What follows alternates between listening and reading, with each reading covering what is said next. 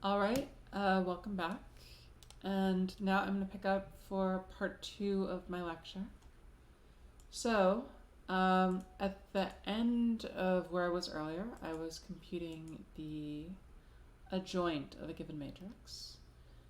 And the reason I was doing this is because if you multiply the adjoint of the matrix by 1 over the determinant of that matrix, then it turns out you just get A inverse, which gives you an alternative construction of A inverse. And where we were was we were running through this calculation of computing the adjoint matrix. So basically I had to compute a bunch of cofactors. Here at the very end, there was a few tiny computational errors I caught. One was, first off, the determinant here was computed to be negative 28. So I should have had a negative sign here and a negative sign here. So just a simple sign error. And the other computational error I made was when I was computing this determinant right here, this should have been negative 5. So let me put that right here. So going over here, this should be negative 5. Now, this is the correct adjoint or inverse matrix. So the adjoint times 1 over the determinant. And you can verify it yourself by explicit calculation. Let's do one more example of this phenomenon. So let's set A here to be 2, 3, 1, 1, 2, 2, 2, 2, 3. And let's compute the adjoint of it. So I'm going to compute it all kind of in one gigantic matrix. And I have to put in a bunch of different entries. So I'll have an entry here, an entry here, an entry here, an entry here, entry here, entry here, an entry here, and likewise 3 entries along the bottom. And the reason I am using these kind of pipes is I'm going to put 2 by 2 matrices in here, and I'm going to recall that the pipe of A, B, C, D is precisely the determinant AD minus BC. And these will correspond to the cofactors. Now, the one thing I also have to include is you have to remember that the cofactor aij is defined as negative 1 to the I plus j.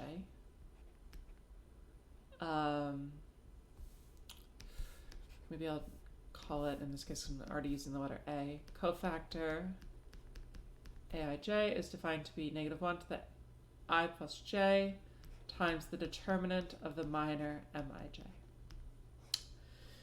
So the other thing I need to worry about is these negative signs.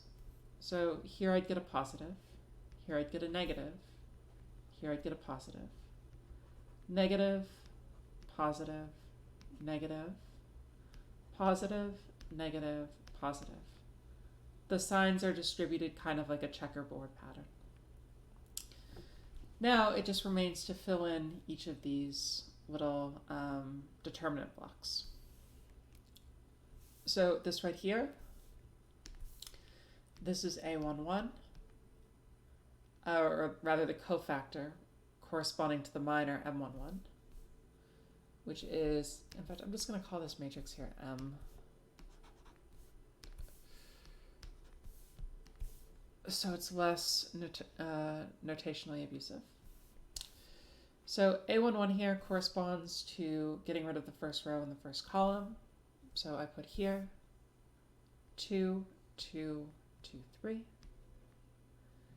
And then over here I put A 2, 1. So this corresponds to getting rid of the second row and the first column. So here I would put 1, 2, 2, 3. Here I would put A, 3, 1. So this corresponds to getting rid of the third row and the first column. So 1, 2, 2.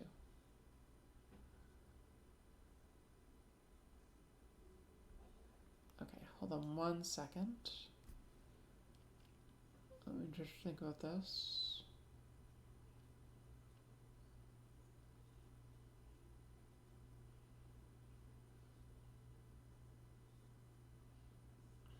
Oh, yeah, this is good.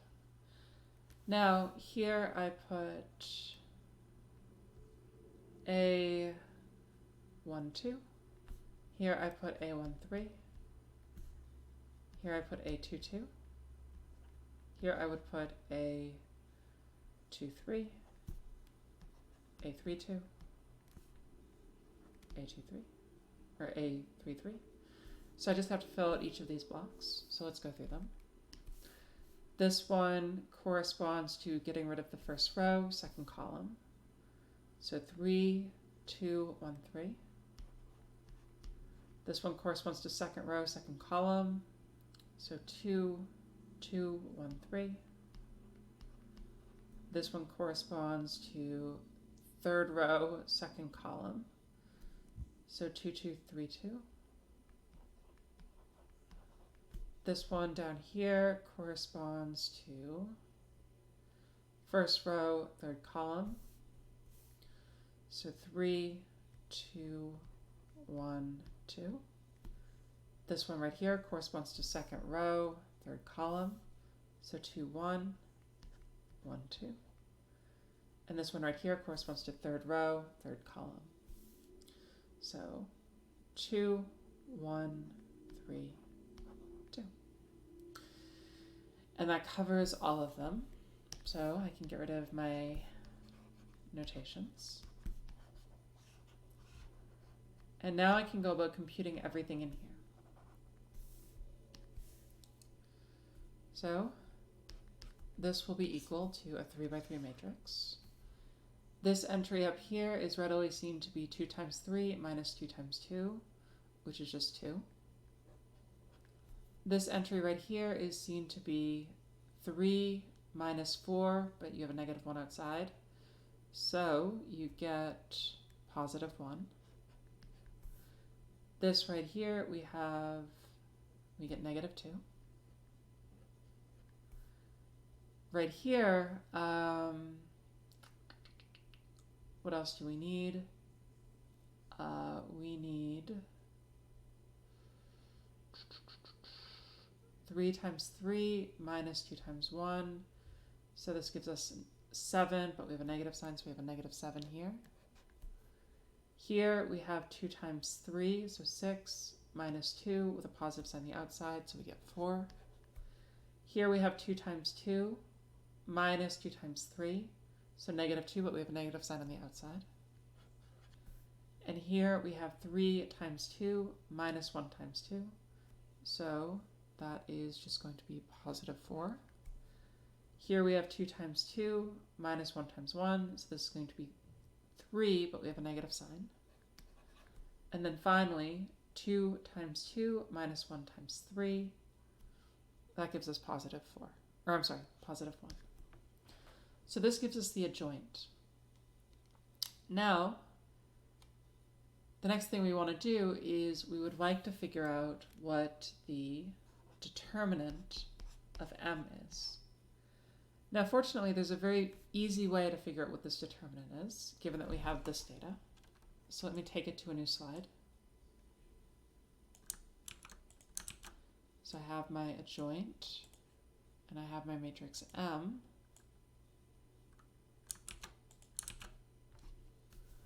So how can I figure out the determinant from this data? Well, what I can do is I can simply observe that I can multiply, for example, the first row here, or the first column here with the first row here, and that will precisely be an expression for the determinant. Namely, it'll be the the particular cofactor expansion that we talked about at the very beginning of class. So let's do that. If I multiply this column by this row, I'm going to get 2 times 2 minus 7 times 1, and then plus 4 times 2. So calculating this, we have positive 8, negative 7, positive 4, so this is just equal to 5. And so this right here is going to be the determinant of m. And now we have enough information to compute the inverse of m. So all we do is we take the adjoint and we copy it. And all we really have to get rid of is, or all we really have to add to this, is we have to multiply through by 1 over the determinant, so 1 over 5. And now we have an expression for m inverse. So this is one way that determinants can be very useful to us, is they give us very explicit formula that we can use to go about computing inverse matrices. Okay. Now we are going to look at something else. Another application of determinants. This one's going to be called Cramer's rule. So let me find it and just paste it so you guys can see it.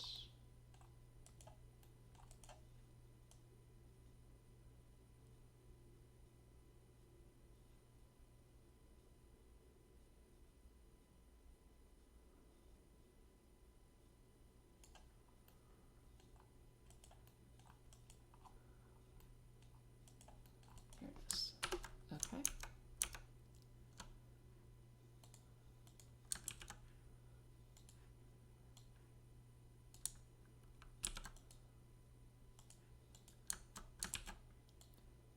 So let A be a non-singular n by n matrix, and let B be an element of Rn. And then you form a matrix A sub I by replacing the ith column of A with B. And now you can solve a linear system AX equals B by using determinants according to the following expression. So let's try to understand why this is true. Suppose you start with the equation AX is equal to B. Well, then what you can do is you can multiply both sides by A inverse because A is non-singular, and you get X is equal to A inverse times the vector B. But this is the same thing by the calculation we just did, or rather the thing I proved earlier about the adjoint divided by the determinant being the inverse, as 1 over the determinant of A times the adjoint of A multiplied by B. So let's look at a component of this. So the ith component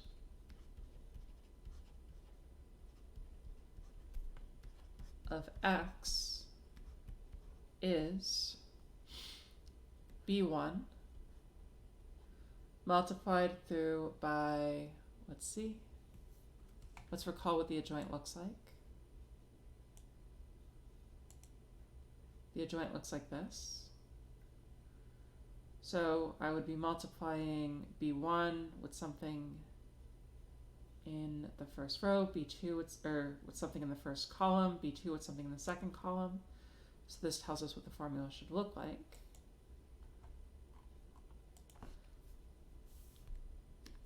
B1 times A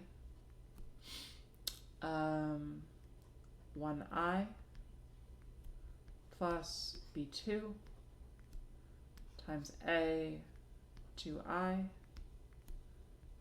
plus blah blah blah blah blah bn times a ni, where these right here are the cofactors.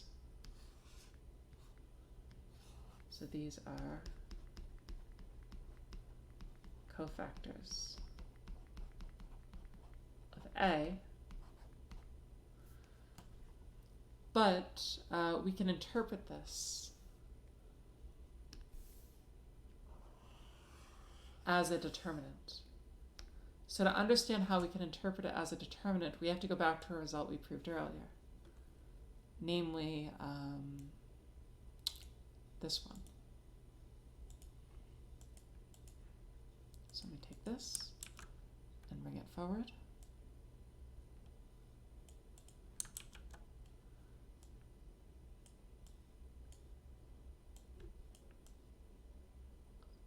So we can interpret this as the determinant of the following matrix. Note that what is changing here is the first entry, or the first subscript. So we have A1i, A2i, all the way up to ANI, which means we need to look at the second of these two equations. And we have to recall that this corresponds to a cofactor expansion along the ith row. Or I'm sorry, along the ith column.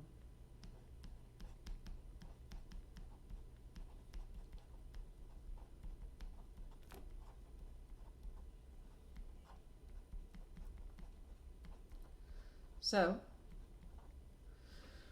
what this enables us to do is we can recognize this expression right here as the determinant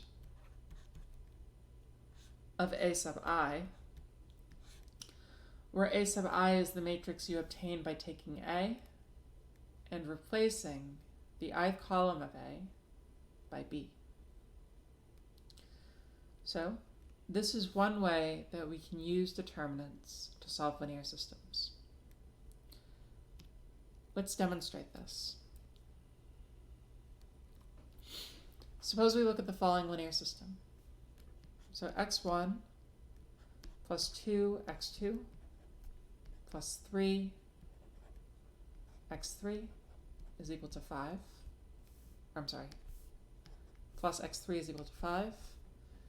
And 2x1 plus 2x2 plus x3 is equal to 6. And then x1 plus 2x2 plus 3x3 is equal to 9. We want to try to solve this linear system by appealing to Cramer's rule. So let's see what we need to do. First, we're going to need to compute the determinant of A, and then we're going to have to compute 3 different determinants in order to figure out xi.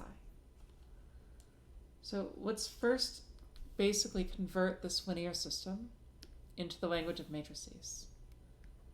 If we convert it to the language of matrices, we're going to have this. So we'll have 1, 2, 1, and then 2, 2, 1, 1, 2, 3. And this will be multiplied by the vector of x's. That's x, this is A, and it will be set equal to B, which is 5, 6, 9. So the first step we should probably do is we should compute the determinant of A.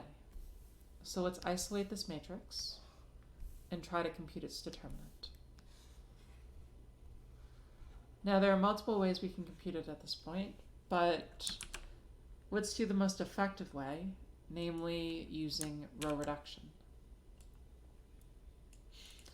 So we want to try to put this in upper triangular form using only type 3 row operations. So what I'm going to do here is I'm going to first subtract 2 copies of row 1 from row 2.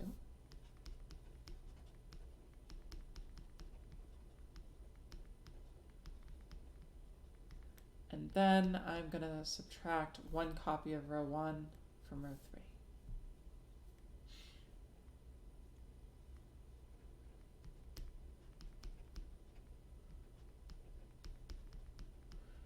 These are both type 3 operations, so they don't change the determinant.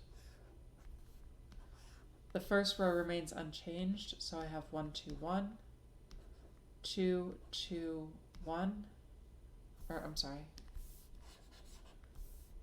I would have 0, -2, and then -1.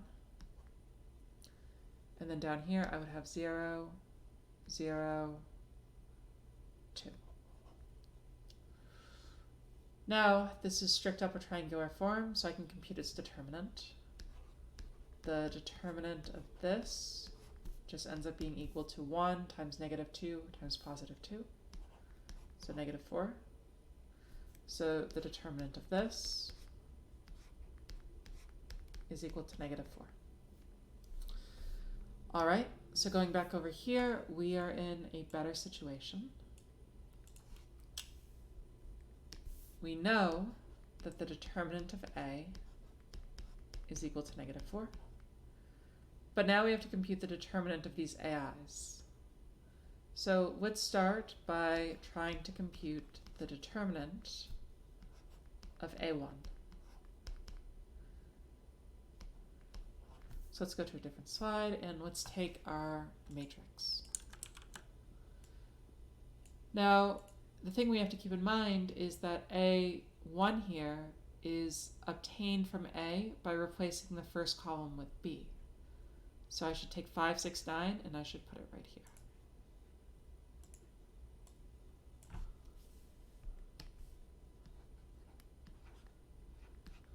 All right, so now I want to compute the determinant of this. Here's what I'm going to do. I'm going to start by setting row 2 equal to row 2 minus row 1. If I do that, I'll have 5, 2, 1 here. And then I'll have 1, 0, 0 here. And then here I'm going to still have 9, 2, 3.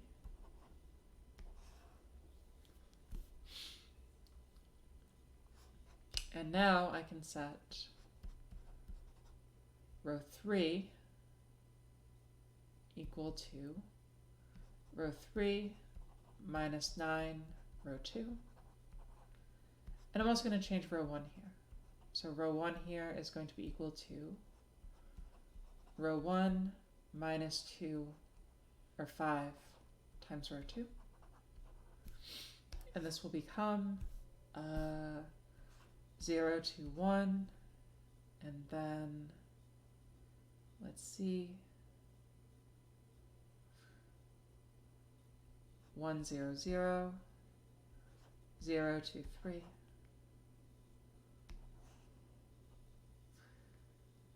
And now I'm going to set row 3 to be equal to row 3 minus row 2.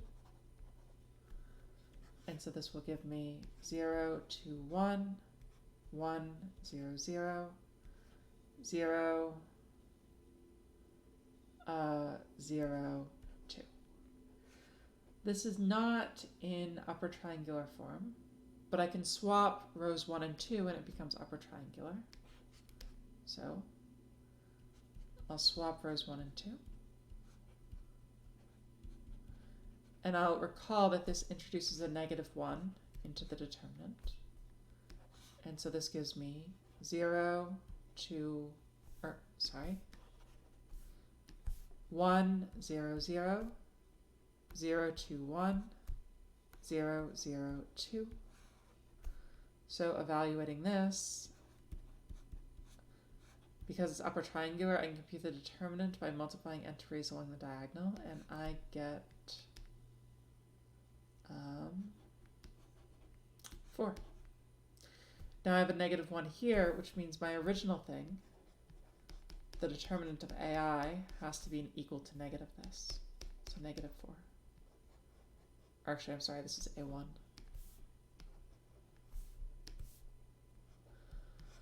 All right, so I have found that the first A1 here is equal to 4.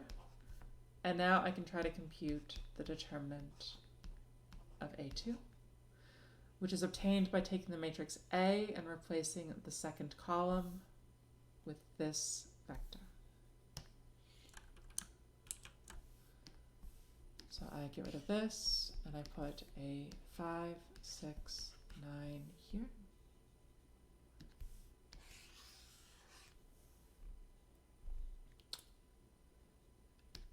And I am going to try to compute this determinant.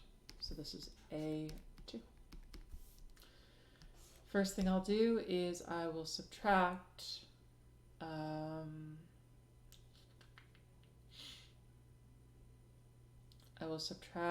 row 1, or 2 times row 1 from row 2.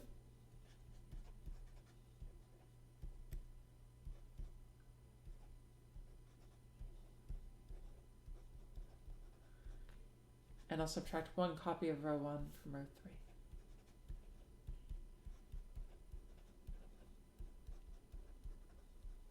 If I do that, I get 1, 5, 1, and then 0 here, 0 here, -4 here, -1 here, +4 here, and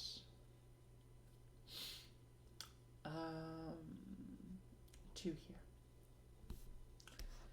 All right, now I will set row 3 to be equal to row 3 plus row 2.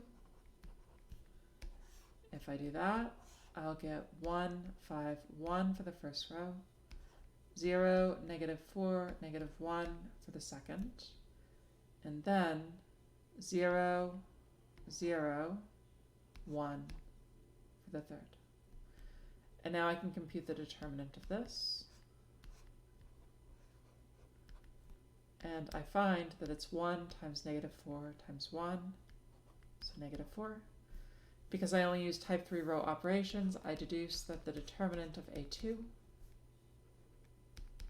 is equal to 4. Or sorry, -4.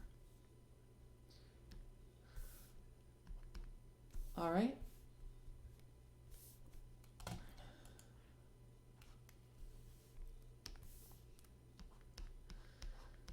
Now it remains to figure out the determinant of A3. For that, I take my matrix A and I replace the second or the third column by 5, 6, 9.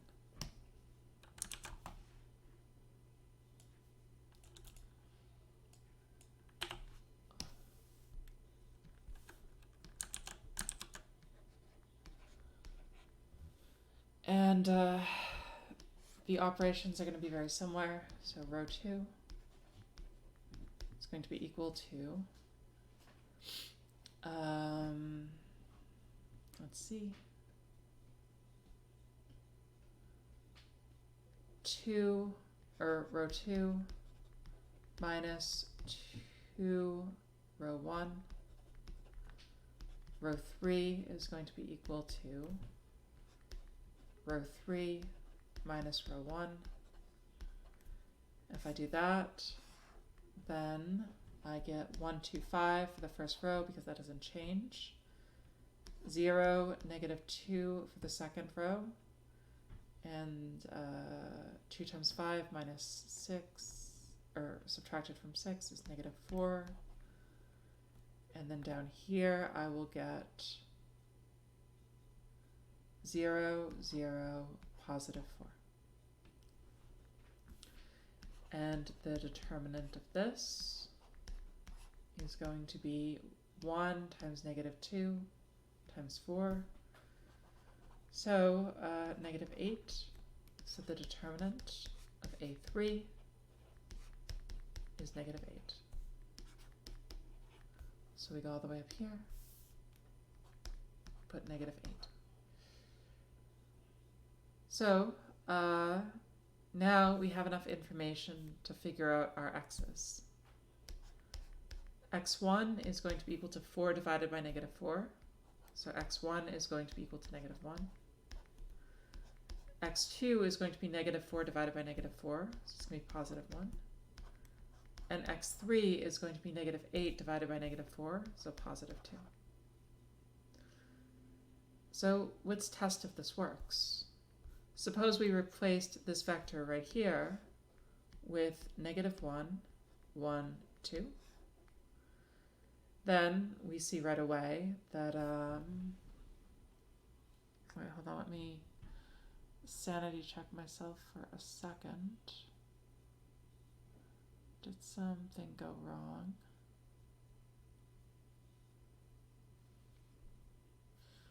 I want to say the first thing here should have been, there should have been a negative sign. Did I mess that up? I did. There was supposed to be a negative sign. Okay. So this should have been negative, which means this should just be +1. I should have +1 here. And you can check right away that this vector x solves this system.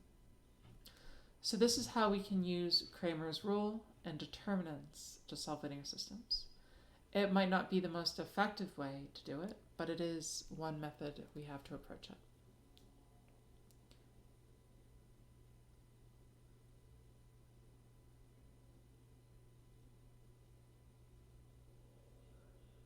Okay.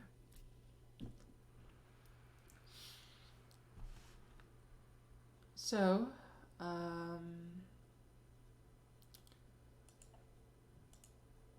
the final thing that I want to talk about for now is the cross product. Now let me give you guys some motivation for this. If you took multivariable calculus before, you encountered R3, so three-dimensional space. And usually we like to visualize three-dimensional space like this. This is the x-axis, this is the y-axis, and this is the z-axis. And what we can do is we can suppose we have 3 different vectors. So maybe I have a vector here, a vector here, and a vector here. So I'll call this vector v1, v2, and v3. Well, I can form a parallelepiped using these vectors, like this.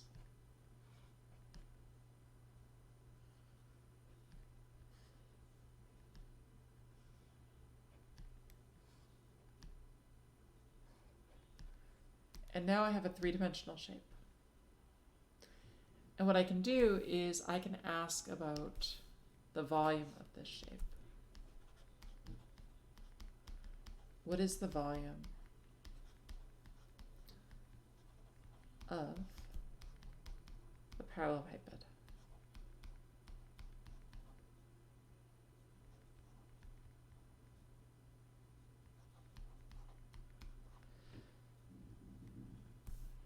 Here is the awesome fact.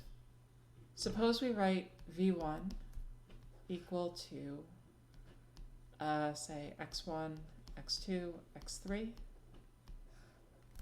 and we write v2 equal to y1, y2, and y3, and then we write v3 equal to z1, z2, and z3.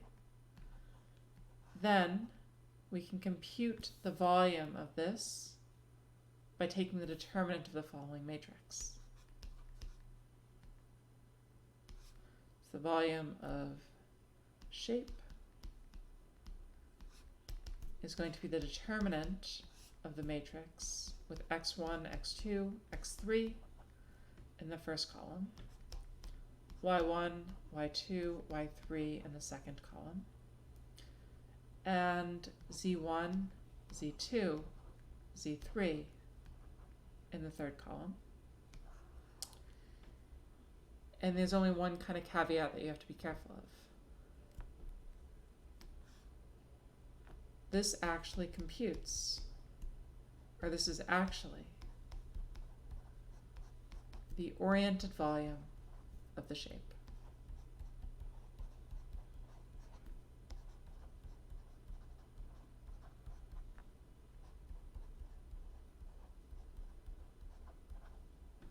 So, this is a very general fact about determinants, which is that determinants in some weird way are always about computing volume. This is true in dimension 3, but it's also true in dimension 2, where it computes area. And it's even true in higher dimensions once you have a reasonable notion of volume. So let's do a simple example.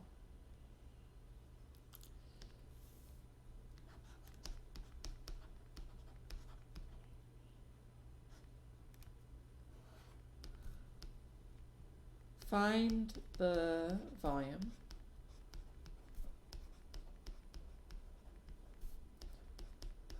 of the parallel hypod spanned by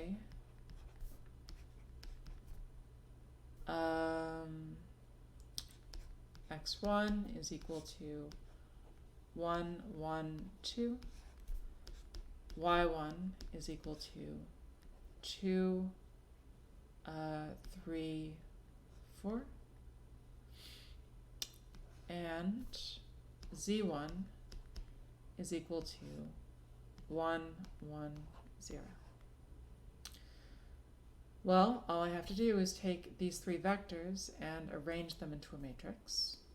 And my matrix here will be M equals 1, 1, 2, 2, 3, 4, and 1, 1, 0.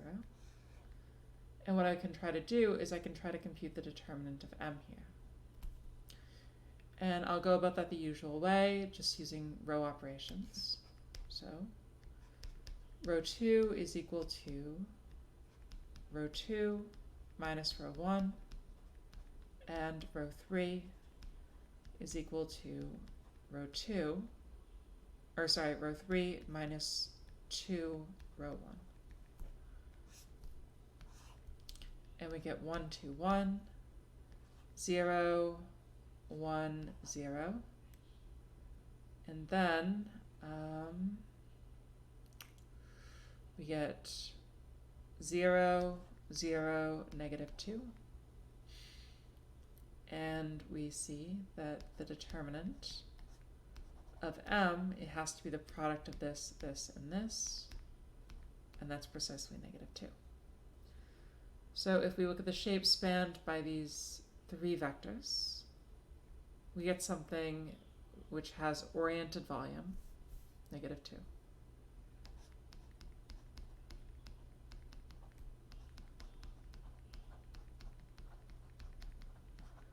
All right. Now, there's another way to compute volume that you guys may have heard of, called the cross product. So, another way to compute volume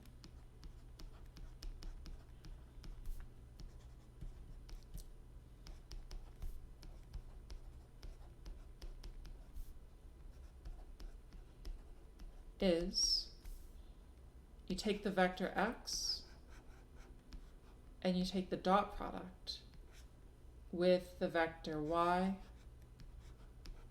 crossed with the vector z. In fact, this is the formula that is taught in multivariable calculus.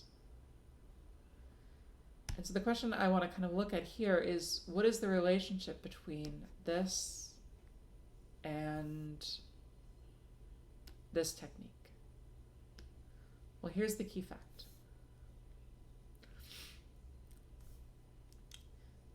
The cross product may actually be understood as a determinant.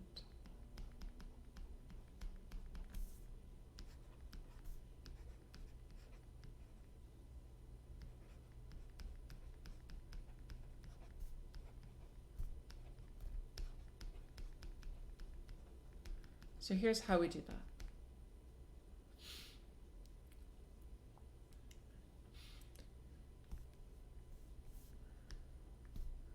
Let I, J, K be formal variables.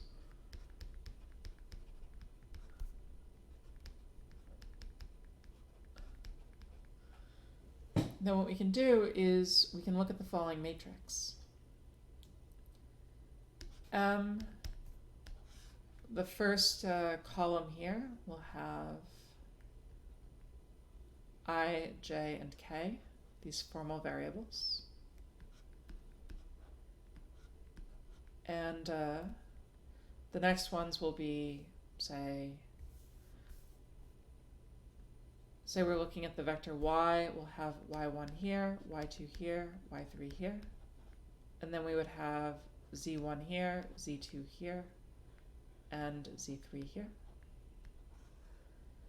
And then what we can do is we can take the determinant of this, and we see via cofactor expansion that the determinant of M here is y2, z2, y3, z3, multiplied through by the formal variable I, and then minus, now I have to take the determinant of y1, z1, y3, z3, and then I multiply it through by the formal variable j, and then I add to it the determinant of this square block, so y1, z1, y2, z2, times the formal variable k. And this right here is an expression for the cross product, where we regard I, j, k as the usual basis vectors. Like I here would be the vector 1, 0, 0, j here would be the vector 0, 1, 0, and k here would be the vector 0, 0, 1. So this is one way that we can relate the cross product to the determinant. And this is exactly the reason that we can compute the volume in two ways. Either by computing the determinant of the matrix using the 3 columns, or by using the cross product, because the cross product is fundamentally related to the determinant.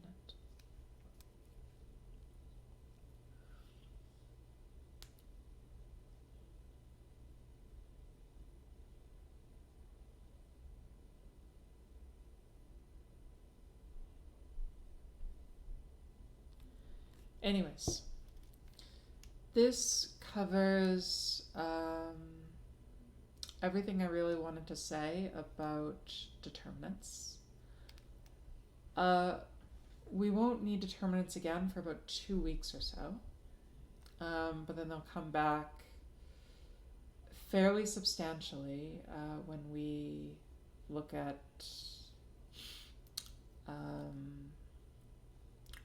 eigenvectors and eigenvalues. But for now, they can kind of fade into the background. Our exam is coming up on Wednesday, and actually, is it on Wednesday? Let's check. When is the first exam?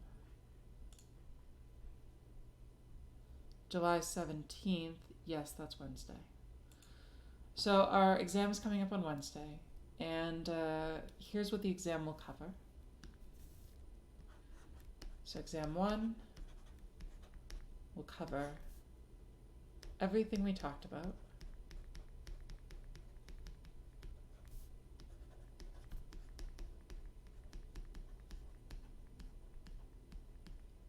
In 1.1 to 1.5 and 2.1 to 2.3.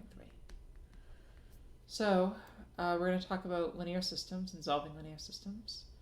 And we're also going to talk about determinants and various applications of determinants. There will be a review session on Tuesday, and it'll give you guys a kind of chance to bring to me various questions and problems that you've had on the homework. And I can go over them with you guys. And then the day after, you'll have the exam. And that will be that. So that is enough for now. I hope whenever you watch this, you have a nice evening.